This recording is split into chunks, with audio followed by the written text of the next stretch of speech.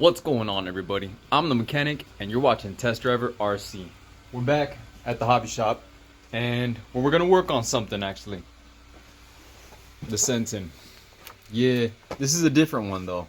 So this guy right here, we have an ESC problem, guys. I don't know what's going on, but let's plug her in. Let me show you what she's doing.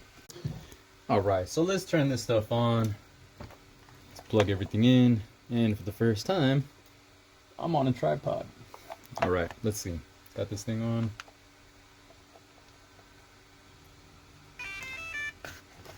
Turning it up. Let's see. Alright, we got steering. Nothing. Alright. So, I got a few things that I could think of. First, my very first thing. Maybe that battery just doesn't have any juice in it. So, let's check it out.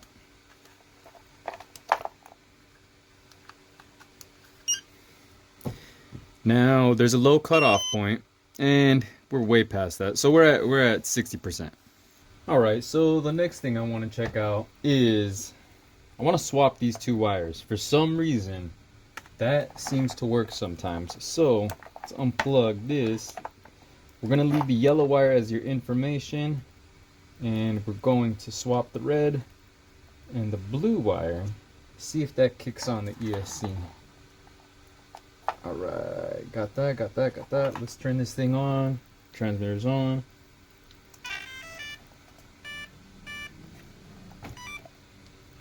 We still got that red flashing light.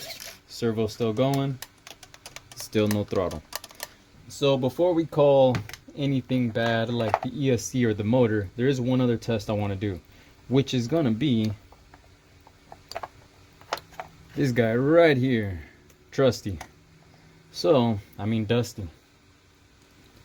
If we can get this guy to run, then that means the ESC is good and the motor is bad. So,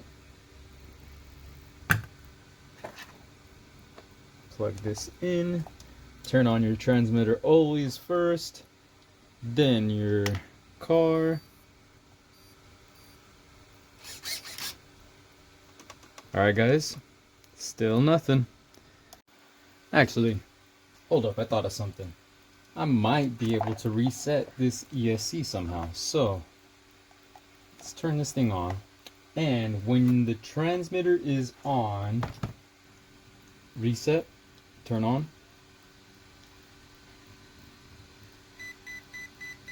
Okay, so throttle trim, I clicked it once. So now we're going to hit gas all the way. Click. Now we're going to hit reverse all the way.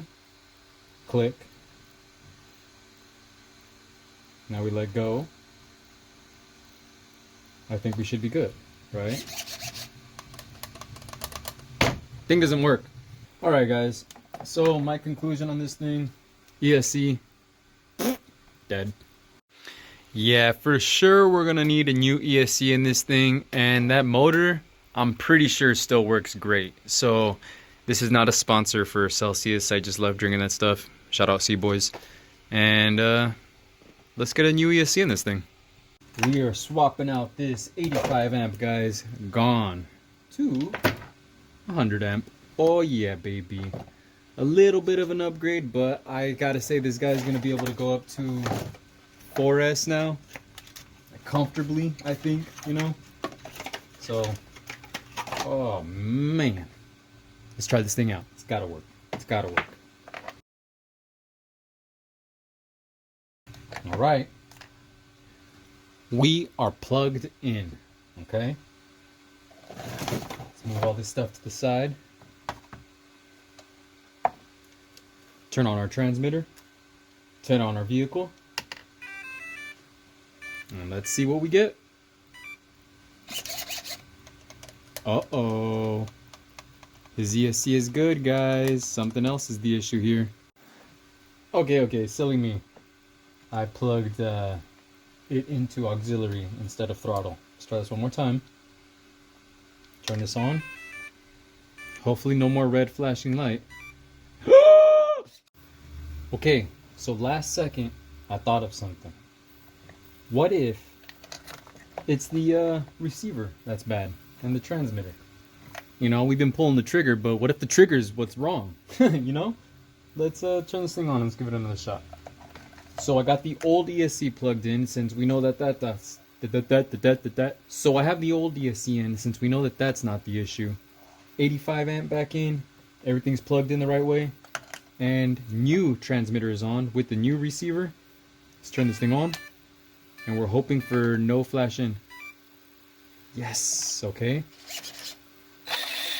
Oh, what's that? Okay, something's going on over here with the gears. We got the electronics working, guys. Perfect. Let's go with the next issue now. So now that I have the electronics working just the way I want, I'm pretty sure that he has the cover for the receiver at home, so we're not going to sell him a new one. We just buttoned everything up for him. Got everything plugged in, and this motor is not connected right with the gears, so we need to access that gear. So let's see. For that, we're taking this screw out right here. Alright, screw. Flip this guy over, and we should be able to take out this red clip with the battery strap. And now we can take out our center shaft. And now we can slide our motor forward. And this is always kind of a pain in the butt, so I grab one of these and I start to wedge. Go left, right, left, right, left, right, you know, wedge it out evenly. But